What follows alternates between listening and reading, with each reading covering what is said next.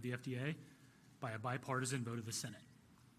Dr. Makary joined FDA from the Johns Hopkins University and Hospital, where he founded the Johns Hopkins Center for Surgical Trials and Outcomes Research, was named an endowed chair in the gastrointestinal surgery, and for the past 22 years has held an active clinical practice. He has authored over 300 peer-reviewed articles in medical literature, has conducted and led landmark cross-disciplinary research on a range of subjects, including obesity, cancer care, and adverse event monitoring.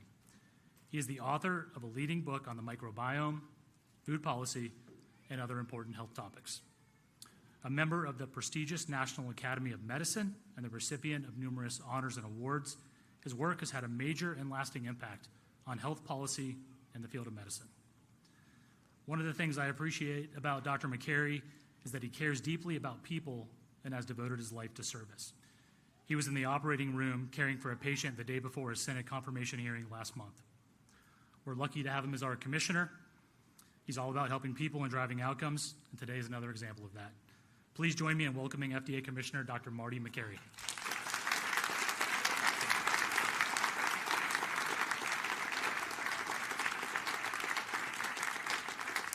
Thank you.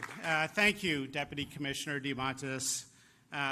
Good afternoon, Mr. Secretary, Dr. Bhattacharya, Governor, Speaker, the many Maha moms and the kids here supporting the effort. Thank you for being here. Thank you. That's great.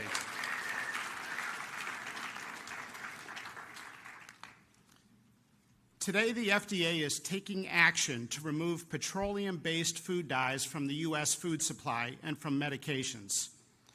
For the last 50 years, American children have increasingly been living in a toxic soup of synthetic chemicals. The scientific community has conducted a number of studies raising concerns about the correlation between petroleum-based synthetic dyes and several health conditions, such as attention deficit hyperactivity disorder, obesity, diabetes, insulin resistance, cancer, genomic disruption, GI issues, as I've seen in the hospital, and allergic reactions. For example, this Lancet study conducted a randomized, double-blinded, placebo-controlled study on food dyes and concluded that artificial colors in the diet, quote, result in increased hyperactivity. So why are we taking a gamble? Parents, moms and dads, have also tried to raise attention to the issue. Some parents have observed that these chemicals cause hyperactivity and even aggressive behavior, and that it subsides when the chemicals are removed from the diet of the child, and sometimes even reoccurs when those petroleum-based chemical dyes are reintroduced.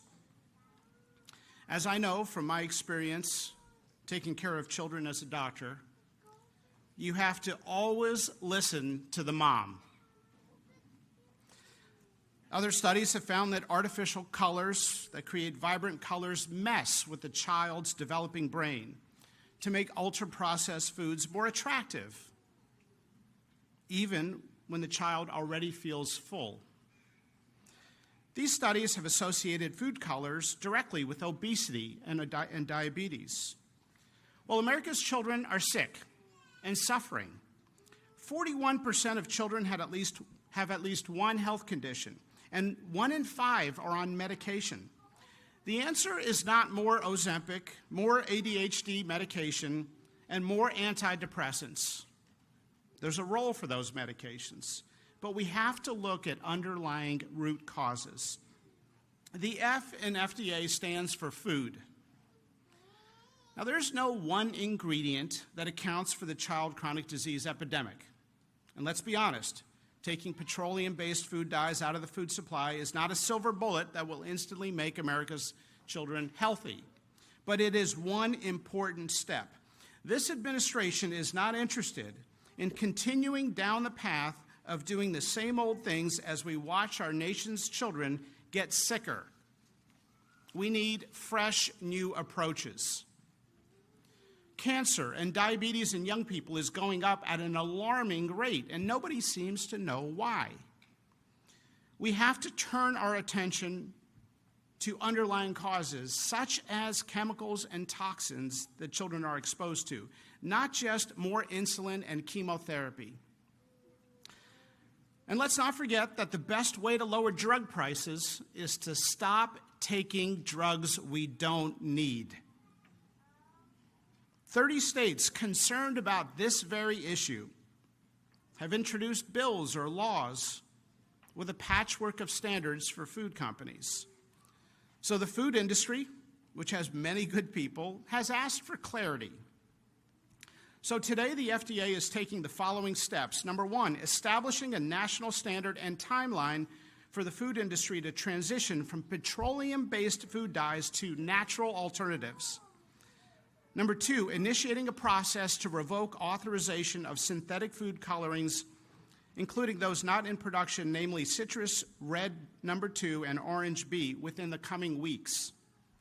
Number three, taking steps to eliminate the remaining 6 synthetic dyes on the market from the U.S. food supply, specifically red dye number 40, yellow dye number 5, yellow dye number 6, blue dye number 1, blue dye number 2, and green dye number 3 by the end of next year.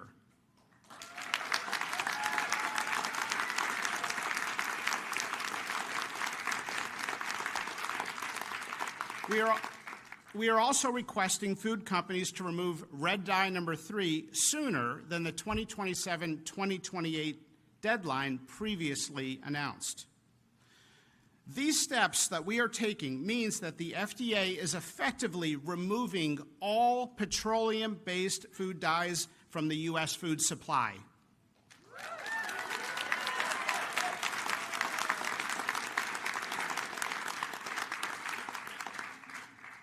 For companies that are currently using petroleum-based red dye, try watermelon juice. Or beet juice. For companies currently combining petroleum-based yellow chemical and red dyes together, try carrot juice. The FDA is also announcing plans today to authorize 4 additional natural color additives using natural ingredients in the coming weeks, while also accelerating the review and approval of other natural ingredient colors. I want to take a moment to thank America's food manufacturers. Many have been extremely cooperative. There are many good people in food manufacturing delivering on the needs of the American public. And they have done exactly what we have asked them to do. 100 years ago, we asked them to focus on mass food production to solve food insecurity. Now, given our child chronic disease epidemic and enormous suffering and cost that has ensued, we have to come together to address the new problem. That's right, we have to come together. If we can get beyond the tribalism in our society, rampant in our culture, we will realize that we all want the same things. Republican, Democrat, and independent moms showed up in high numbers to vote for President Trump on this very issue that Secretary Kennedy has championed. Moms across America have spoken, and they want more honesty and humility from our nation's healthcare leaders. And if we're being honest, ADHD is not a genetic problem, and our obesity epidemic is not a willpower problem. It's something that adults have done to children. I was reading a New England Journal of Medicine article recently, came out in January, referring to the chronic disease epidemic in children, specifically infertility, diabetes, obesity, attention deficit disorder, and many other health problems. And it referred to that group of problems with an interesting term. It called them non-communicable diseases of children. Non-communicable diseases. Well, actually, they are communicable. But kids are not getting these diseases from viruses or bacteria. They're getting them from using their phones and ultra-processed foods and chemicals and toxins that we have introduced into their world. Gandhi once said, the true mark of a society can be found in how it treats its most vulnerable members, including children. Secretary Kennedy has said that he would instruct the FDA to examine concerning ingredients in the nation's food supply, and today we are delivering on that promise.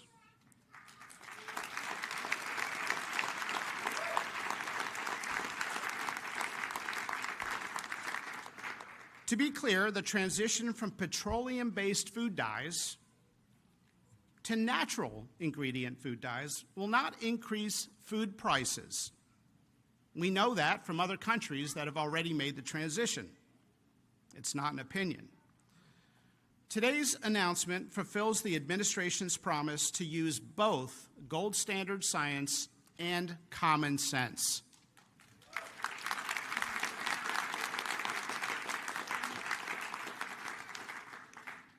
For the last 50 years, we have been running one of the largest uncontrolled scientific experiments in the world on our nation's children without their consent. And today, we are removing these petroleum-based chemicals from their food supply.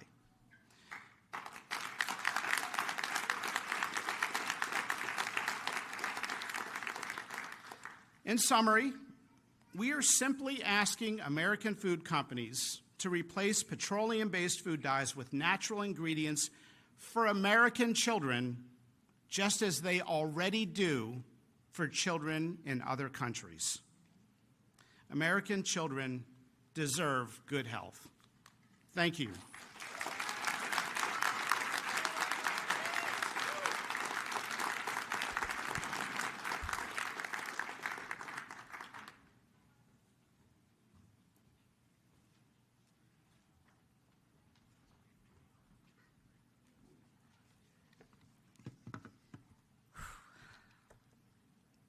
For over a decade, I have said the FDA is asleep at the wheel, and now I can stop saying that.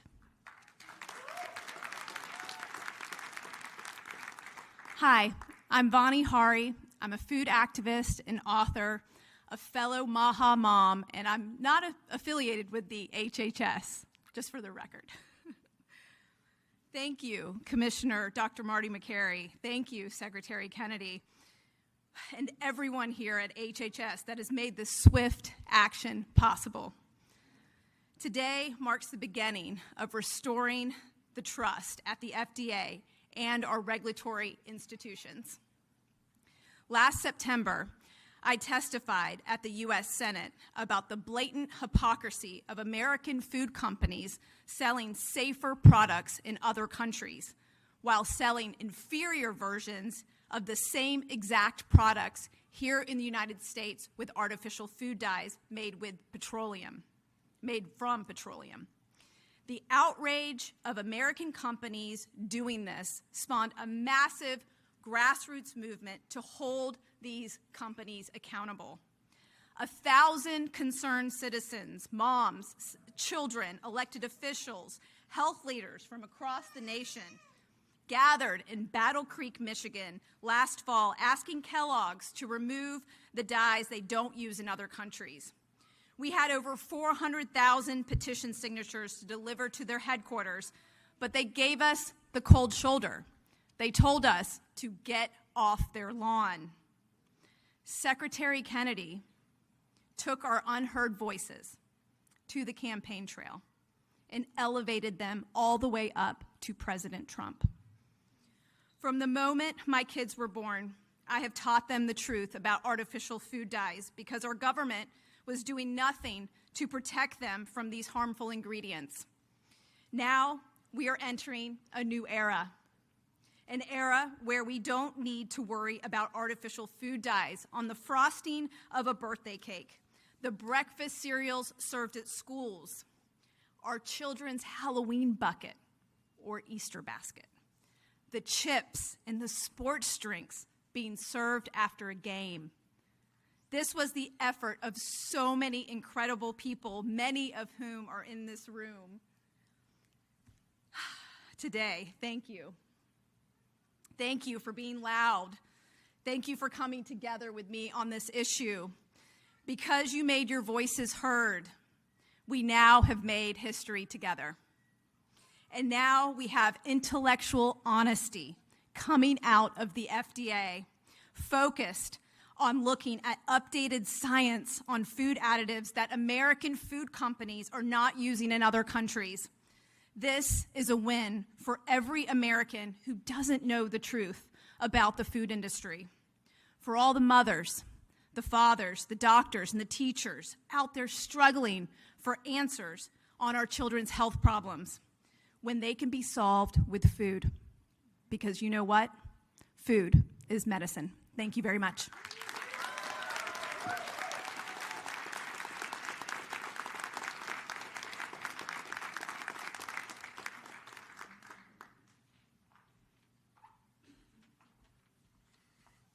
Hello, everyone.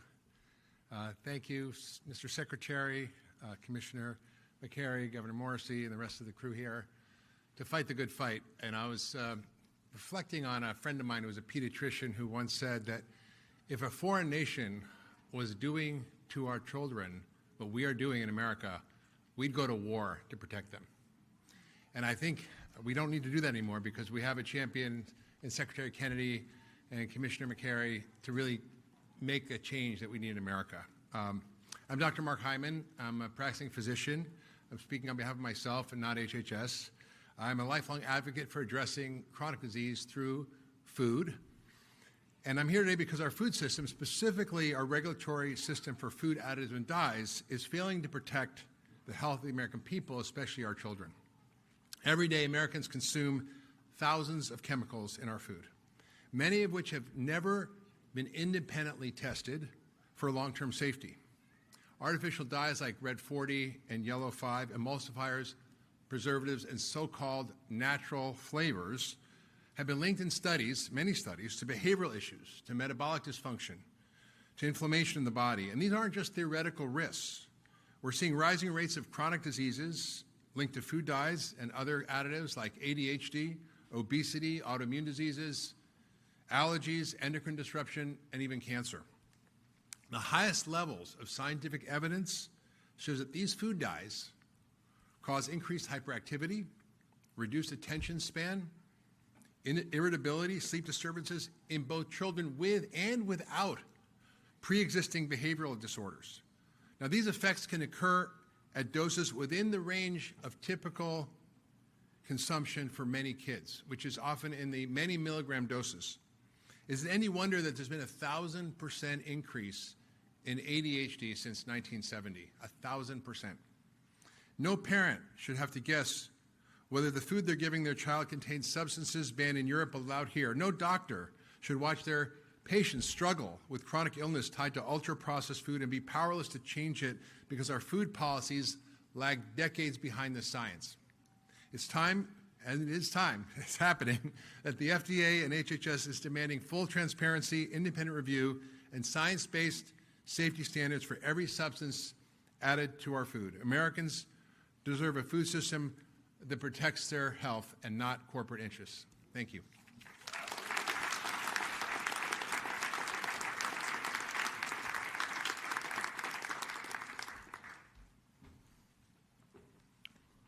My name is Callie Means. I'm a special government employee at the White House.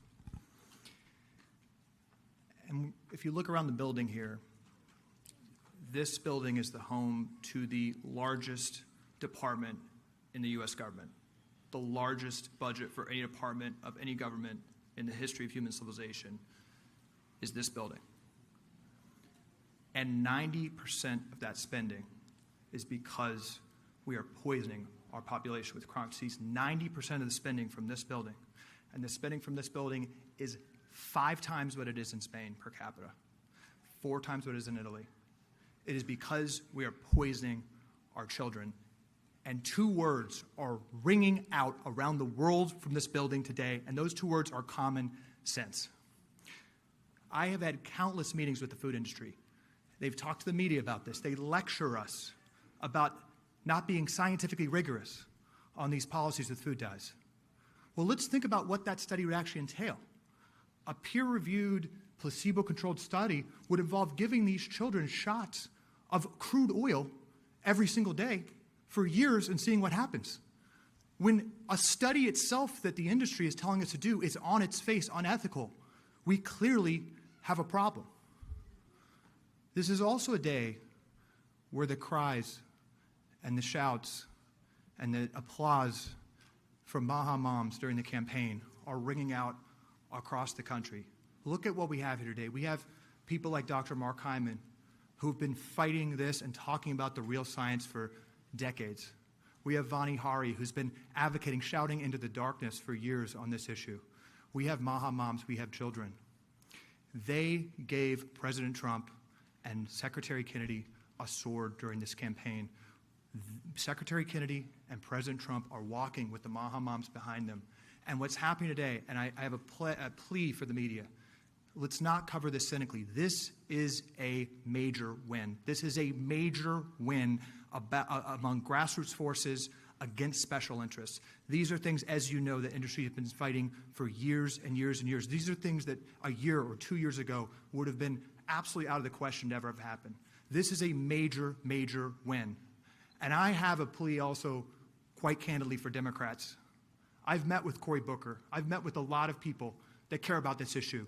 Where are you? Come to HHS, come to the FDA, and work with this administration on these unimpeachable issues.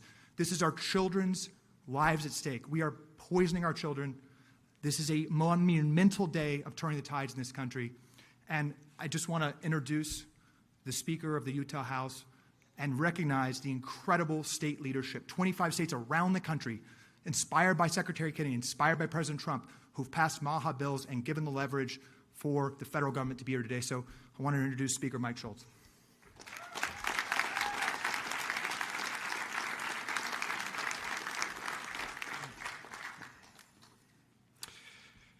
Good afternoon.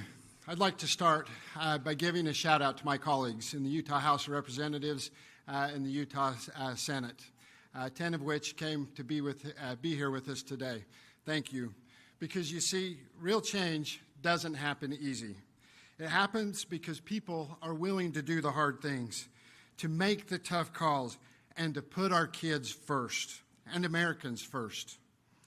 Whether it's banning soda from SNAP purchases or getting ultra-processed foods out of our school lunches, or removing fluoride from our drinking water, Utah leads and Utah has taken action.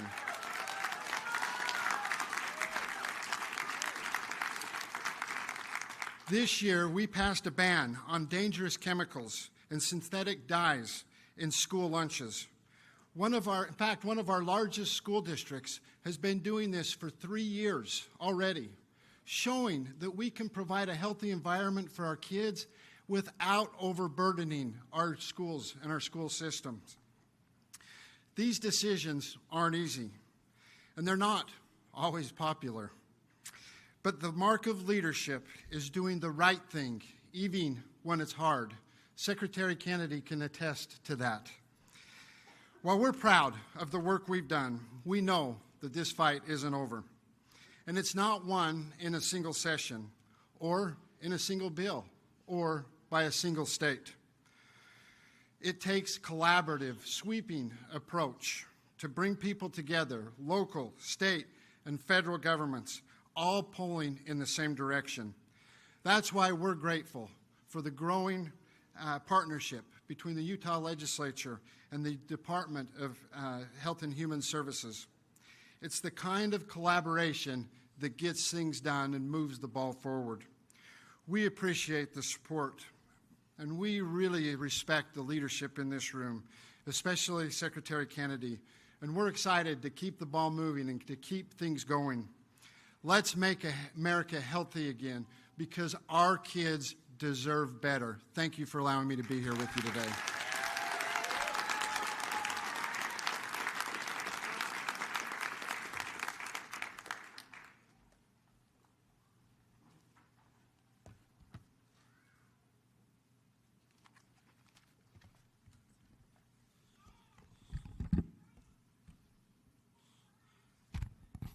Well, good afternoon. What a wonderful time to be here at HHS today. I just want to start out and thank the Health and Human Services Secretary, Robert F. Kennedy, for his vision and for all the amazing work that he and his team have done in just a very short period of time.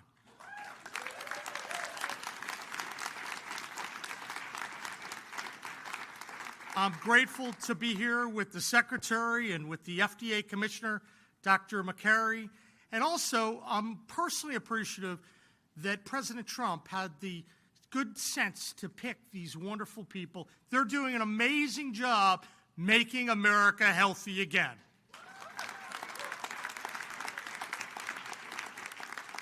I also look around this room, and I see a lot of leaders of the MAHA movement and their mission of making their states and their country healthy again. And I know there are some people here from West Virginia, some of our leaders who really led the way for the recent legislation, which maybe had something small to do with why we're here today. So Senator Barrett and Senator Chapman, and there are a couple other folks here.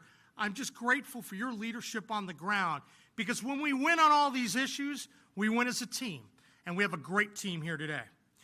Now, when we think about the MAHA movement, we think about how we can make Americans happier, healthier, and living more purposeful lives.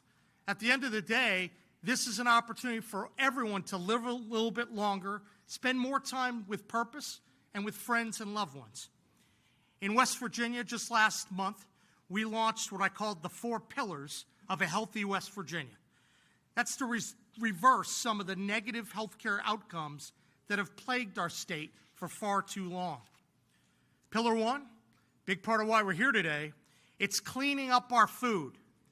I want to get the crap out of our food and improve the quality of school meals. We passed the law in West Virginia because we thought our kids and our citizens deserve better. They deserve real food, not chemical shortcuts designed to fool the eye but harm the body. That's what making America healthy again means to us. It's not just a slogan, it's a mission. And it starts with protecting the most vulnerable among us, our children. Now, in West Virginia, we've launched a statewide walking challenge. We've called it the Mountaineer Mile. We're reforming our SNAP system to reward healthy choices. And we're holding a line on harmful food additives. Because when taxpayer dollars are involved, they should fuel health, not disease. And as part of this process, thank you. That's a pretty basic concept, I think. As part of this process, I think all of us know that a national discussion is needed. So we've been fortunate to help lead the way in West Virginia, but I'm so thankful for the leadership on the national level. That's the best way we do it, because we need consistent policies across the nation that clean up our food. So we're appreciative to Secretary Kennedy and the Trump administration for the bold steps to begin removing harmful dyes in food products across the country. I think it's going to protect kids who often fall victim to these processed foods. West Virginia, we're committed to helping lead the nation toward a healthier future. Let's go clean up our food, let's lift up our families, and let's move our country forward. Thank you, and let's get to work.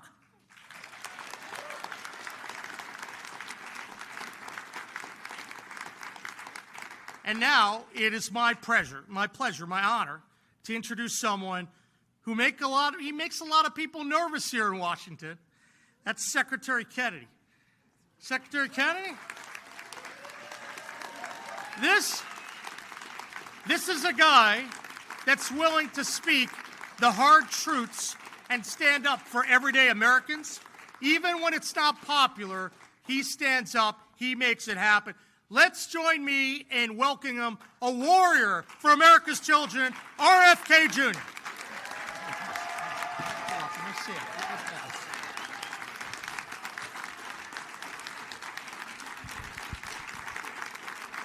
Thank you, Governor Morrissey. Thank you, Speaker Schultz. Thank you to Dr. Mark Hyman, who's been my friend and partner on these issues for over 20 years. Thanks, Vonnie Harry, who's been an extraordinary leader. And then Marty Makary, I'm so grateful that you agreed to join the administration. And Jay Bhattacharya, will you guys come up here and stand behind me? We have an amazing team at HHS. When my uncle was president in the 1960s, we had the healthiest people in the world. And one of the basic assumptions of our country was that because we were robust people, because we were vigorous, because we were tough, we had what my uncle called this beef jerky toughness, that was responsible for our country being the land of the brave and the home of the free, the greatest industrial power in the world, the wealthiest country. We owned half the wealth on earth when my uncle was president, and part of that was because of the vigor of our society. And that's one of the reasons he started the Presidential Council on Physical Fitness, because he saw that he felt that Americans were getting soft, and it was going to steal from us and erode all of our leadership, our moral authority, and our values, and our role as an exemplary nation. And since his death, we've had this extraordinary chronic disease epidemic. When my uncle was president, 3% of American kids had chronic disease. Today, it's around 60%. And these are a broad category, the ones that Marty mentioned, like ADHD, the neurological disorders, ADD, ADHD, speech delay, language delay, tics, Tourette syndrome, narcolepsy, ASD, and autism. All of these are injuries that I never heard of when I was a kid. They were not part of the nomenclature. They weren't part of the dialogue. There was zero spent in this country treating chronic disease when my uncle was president. Today, it's about $1.8 trillion annually. It's bankrupting our nation. 74% of American kids cannot qualify for military service. Oh, how are we going to maintain our global leadership with such a sick population? We have all these autoimmune diseases, these exotic diseases. And again, I never heard of juvenile diabetes, rheumatoid arthritis, lupus, Crohn's disease, and 100 others that were just unknown when I was a kid. I never knew anybody with a peanut allergy. I never knew anybody with a food allergy. Why do 5 of my 7 kids have allergies? I never knew of anybody who had eczema. I knew of a very small number of children who had asthma, but that has exploded as well today. And our fertility is dropping dramatically. Teenagers in this country today have the same testosterone levels as 68-year-old men.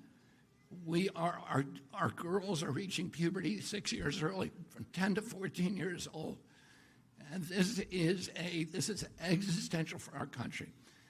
And we have to address it.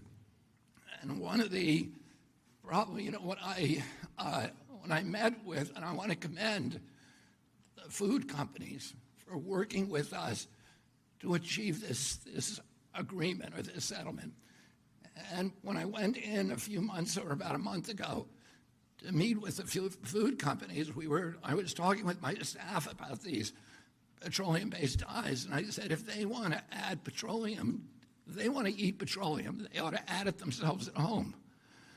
But they shouldn't be feeding it to the rest of us. And without our knowledge or consent. And unfortunately, we're going to get rid of the dyes, and then one by one, we're going to get rid of every ingredient and additive in food that we can legally address. One of the problems is that the industry, which all of these industries, cast a dark shadow historically over this agency. And there's so many conflicts that we are now systematically eliminating. That has allowed them to suppress the science. There's shockingly few studies, even on food dyes, and on all these other ingredients as well. And Jay Bhattacharya, who is here and who is running the director of NIH, is now narrowly targeting these kind of food additives for scientific study, so that one by one we can start eliminating them where they can. Where we can't, there's things that we'll never be able to eliminate, like sugar. And sugar is poison, and Americans need to know that. It is poisoning us. It's giving us a diabetes crisis. When I was a kid, I always say this, a typical pediatrician would see one case of diabetes in his lifetime. Today, it's 1 out of every 3 kids who walks through his office door. In our most recent study from NIH, 38% of American teens, it's half our adult population. This is existential. We are spending as much on mitochondrial disorders like diabetes as we spend on our military budget. We can't continue to exist like this. And the problem is industry is making money on keeping us sick. As Jay pointed out, ADHD is associated with all these behavioral disorders. But those disorders are treated not by changing our diet, but providing medications to treat our kids. And they get medicated, and that's the only solution. And, I would point out that there is part of the etiology of these diseases is a kind of media malpractice, a mass psychosis that has our media not talking about this. And one of the possible reasons for that is the amount of money that's coming from the pharmaceutical companies into our media and from these food companies, where the advertising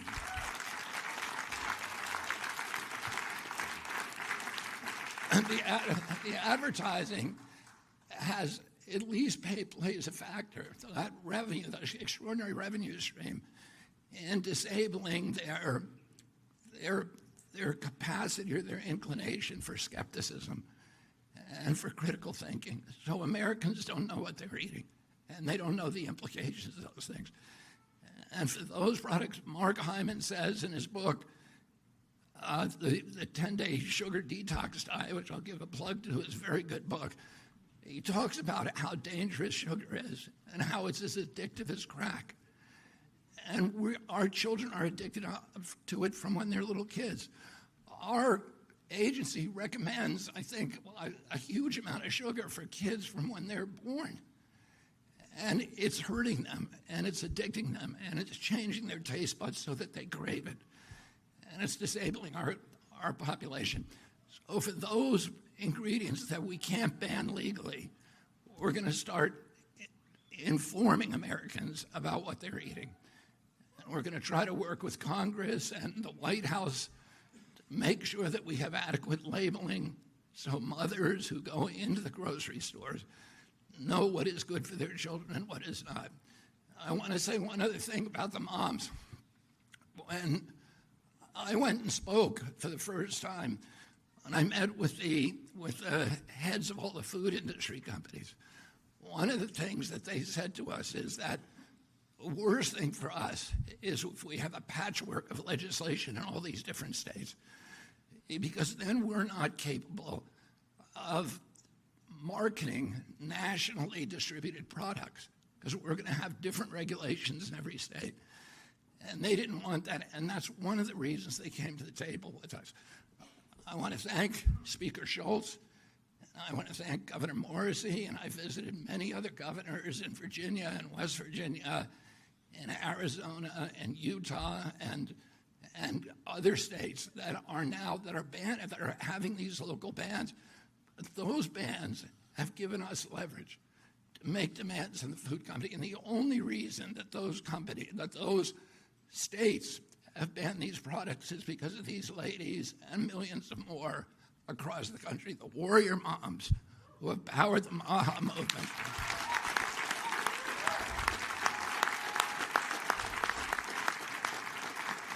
And I just want to urge all of you, it's not the time to stop. It's the time to redouble your efforts, because we have them on the run now, and we are going to win this battle.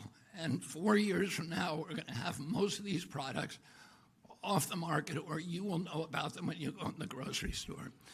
So I want to thank you.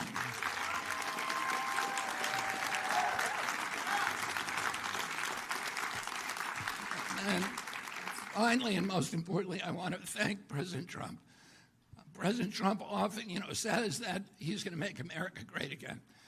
But he knows that he cannot make our country great again if our country is weak, if we're not healthy, if we don't have vigor, if we're not a robust people. He says that he's going to restore the American dream. And a healthy person has 1,000 dreams. The sick person only has one. And right now, there's 60% of the people in this country who have only one dream.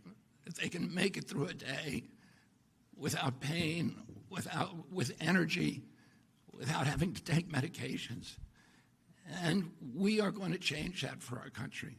And I want to thank the moms and thank President Trump for his confidence in my leadership and for allowing me to surround myself with such an extraordinary team of scientists who are going to restore transparency to this agency, who are going to do replicated science, who are going to restore gold standard science so we know what's in our food and we can eliminate it. Thank you all very much.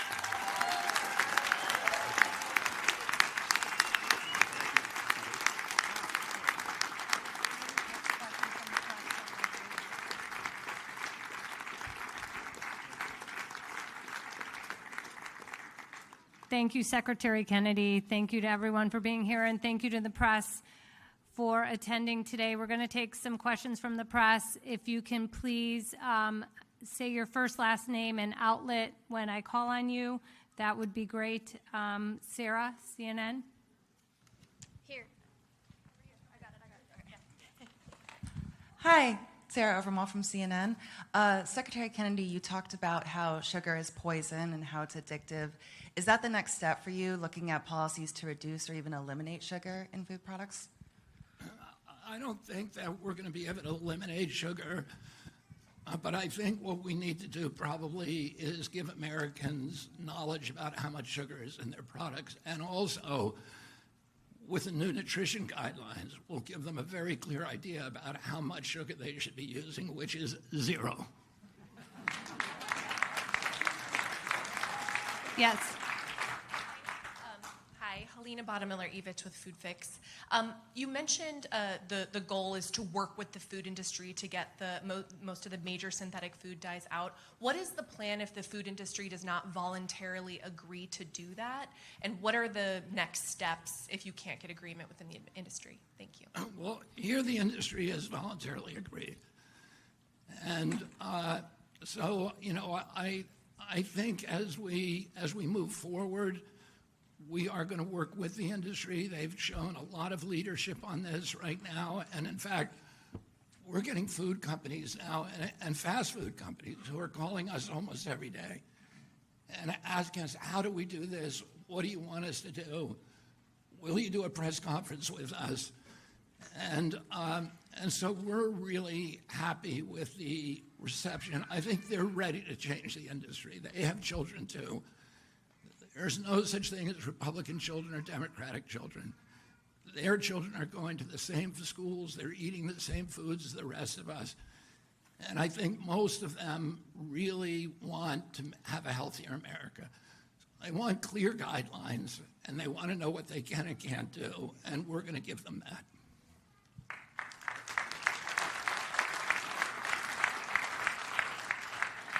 Yes.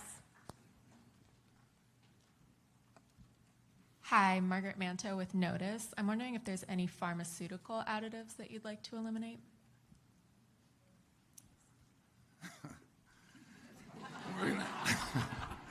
We're gonna start on that next. I don't have anything particular there.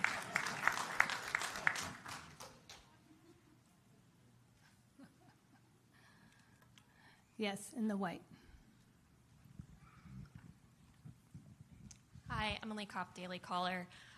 When will HHS FOIA offices be restored? This is important for many of your stated priorities, adverse events, food.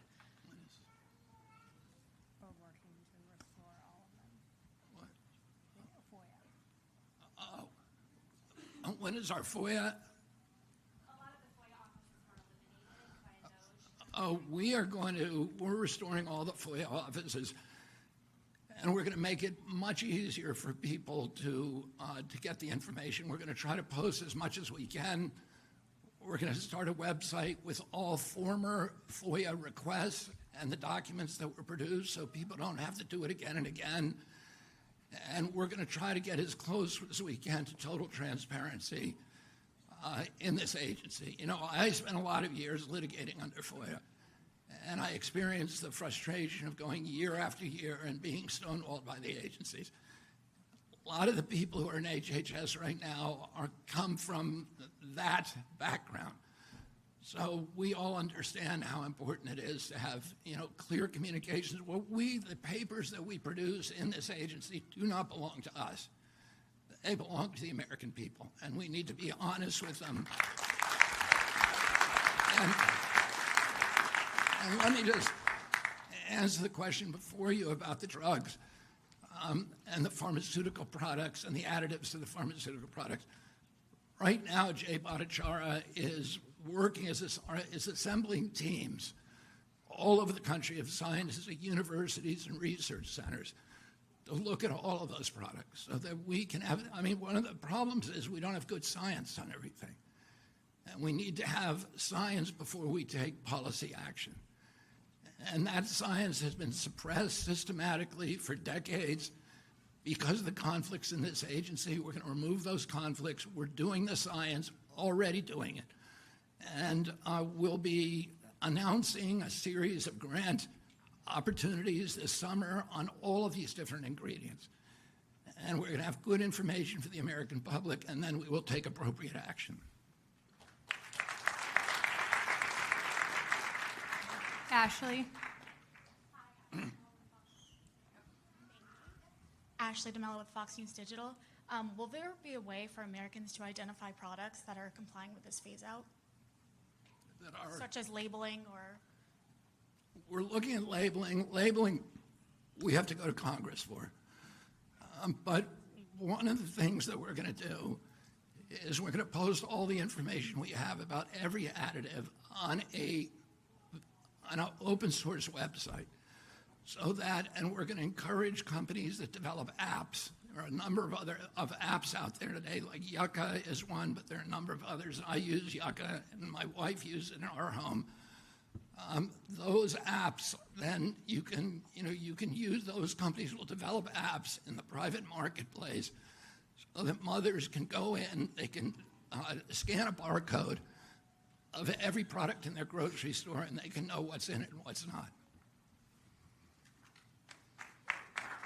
Thank you. Jan?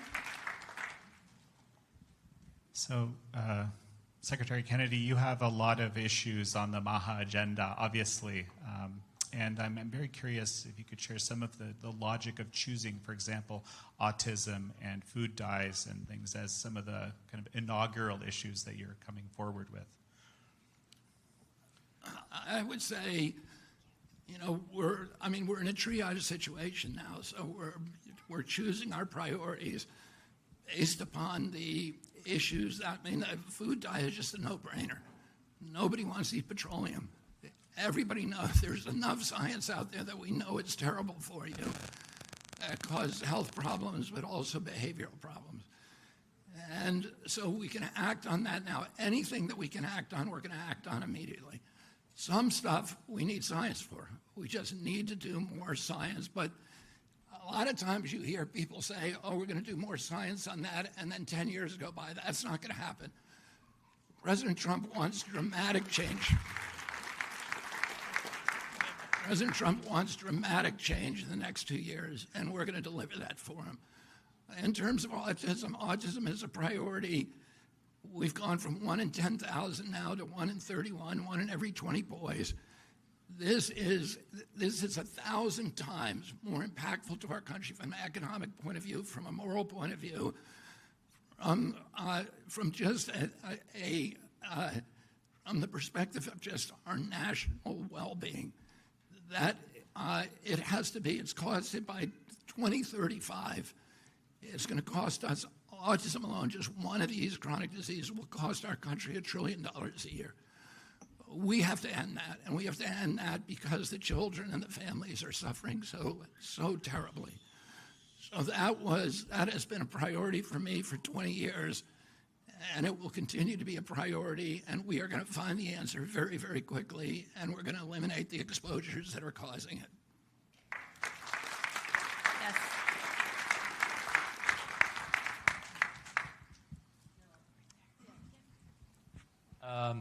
Secretary Kennedy, Issam Ahmed here from Agence France Presse. Just on the political dimensions, do you sort of give credit to the former President Joe Biden for getting the ball rolling with Red Dye 3? And as far as the labeling goes, you mentioned you have to go to Congress. Are you in discussions with lawmakers on both sides of the aisle regarding improved labeling around food? Thank you. We have not yet.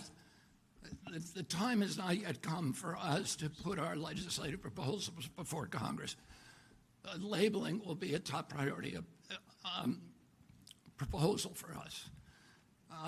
In terms of the credit, I credit President Biden for getting it done. I wish it hadn't taken him to 1 week before I came into office before he did it. Let's give credit where credit's due. Okay, one more question right there in the pink.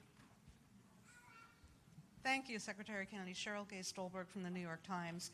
I just want to make sure we understand the parameters of this agreement with the food companies. Do you actually have a settlement with the food companies and a formal agreement for them to adhere to these guidelines? And if so, why don't we have anyone from the food industry here? I would say we don't have an agreement, we have an understanding, but I'm going to let Marty take this question. Thank you. Thank you, Mr. Secretary. You win more bees with honey than fire. Good to see you, Cheryl. And so there are a number of tools at our disposal. And so I believe in love, and let's start in a friendly way and see if we can do this without any statutory or regulatory changes, but we are exploring every tool in the toolbox to make sure this gets done very quickly. And they want to do it. They want to do it. So why go down a complicated road with Congress when they want to do this? They don't want to deal with a patchwork of 30 different state plans. We've had wonderful meetings with the food industry. I've been amazed, and they are eager to do this. They are good people. As Secretary Kennedy has said, they have kids too, and I think we all want the same thing. Thank you.